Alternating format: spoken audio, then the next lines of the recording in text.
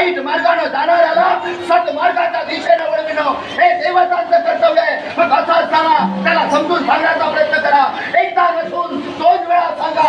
2 वेळा ऐकला नसेल तर 3ऱ्या वेळा सांगा आणि 4थ्या वेळी साम दाम दंडाने भेद चतुर्सूत्राचा वापर करा. हे तुम्ही न करता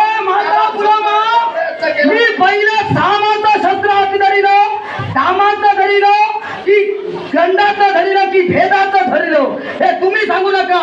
मी एक राजा आहे. साम दाम दंड भेद झाला म्हणून शेवटचा पर्याय भेदाचा आणि तो पर्याय निवडून मी चाललोय. तुम्ही जर का त्याला देत नसाल तर त्याचा भेद करीत असताना जो कोणी मार्गात येईल त्याचाही भेद होईल. भेद करणं म्हणजे अहंकार थांबला जात नाही. भेद करणं म्हणजे अहंकाराला कुठेतरी स्थिरता मिळाली नाही. भेद करणं म्हणजे एखाद्याच्या संस्कृतीवर तुम्ही रक्तदान करण्याचं. मग काय आम्ही वाईट केलंय त्यांचं? काय वाईट केलं? तुम्ही त्याला समजवण्याचा प्रयत्न समजावून सांगितलं. मी गेल्या त्याच्या हस्तावर वार केला नाही, समजावून ऐकला नाही. परिणिती युद्ध उभं राहिलं आणि युद्ध उभं राहिल्यानंतर एकाचा जय आणि एकाचा पराजय ठरलेला आहे. तोच भोग हयग्रीवानं भोगला. त्यामुळे हयग्रीव बरोबर आहे हे तुम्ही बोलूच नका. फक्त तुमचं तत्व सांभाळा. मग एक लक्षात ठेवा, हयग्रीव बरोबर आहे की चूक आहे हे तुम्ही सुद्धा ठरवू शकत नाही. मी देवतांचा राजा आहे. तो देवतांच्या कार्याचा आड येतोय. तो सत्याचा आहे की असत्याचा, धर्माचा आहे की अधर्माचा हे मला पडताळूनच पाहावं लागतं. जर का तुम्ही देवतांचे अधिपती आहात तर त्यावेळी कन्येला घेऊन पळालात का? मग त्यावरती तुम्ही पळालात आणि तो पळतोय म्हणून सांगताय तुम्ही सांगू नका. म्हणजे मी माझ्या कन्येला घेऊन गेलो म्हणून मी चुकीचा आहे. एका स्त्रीवर अत्याचार करणारा, स्त्री हा वेठी चालणारा हयग्रीव बरोबर आहे. लक्षात ठेवा. तुम्ही बरोबर आणि चूक करू नका. तुम्ही काय करताय याची जाणीव ठेवा. महाराज मी पुन्हा सांगते, काय हयग्रीव बरोबर आहे असं मी म्हटलेलं नाही. मग मला तुम्ही काय म्हणते वागलात याच्यासाठी तुम्ही माझ्याजवळ खोटं भाष्य केलात. यातच खरं काय? खोटं भाष्य करणारा मी नव्हे. मी जे काही होतं ते सांगितलं. मग मला सांगा, मग तुम्ही आई म्हणून शब्द दिला. मग ज्यावेळी हयग्रीवाला ठेवलाय तुम्हाला विश्व महत्वाचा की एक महत्वाचा? काय पडताळायला हवं ते तुम्ही मला शिकवलं. मग तुम्ही मला शिकू नका. मी काय करतोय ते. यज्ञ यागामुळं हे विश्व कुठं चालतं आणि कुठं चालत नाही याची बाध्यता मी तुमच्यासमोर करण्याची गरज नाही. याच्यासाठी आदरानं मी तुमचा सन्मान केला. मी तुमचा सन्मानच राखूनच बोलतोय. तुम्ही सांगून मी राहणारा नव्हे. मी देवतांचा अधिपती आहे आणि सृष्टीच्या कल्याणासाठी कोणत्याची पावलं उचलावी लागली तरी परिणामाची चिंता नाही. मग माझ्या समोर तुम्ही उभा राहिले मी माघारी जाईल. विश्वाच्या ठिकाणी स्वर्ग साम्राज्य तरी मी तरी म्हणणार नाही. कारण अहंकारी शब्द हे अहंकाराचा नाश लक्षात ठेवा. तुम्ही जर का मला अहंकारी समजत असाल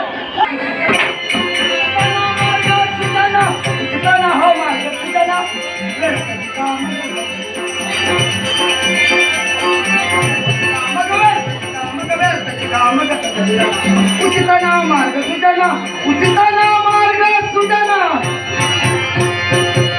हरवली मानापमाना, हे मानापमानासाठी हरवली श्री, हरवली श्री, हरवली मानापमाना.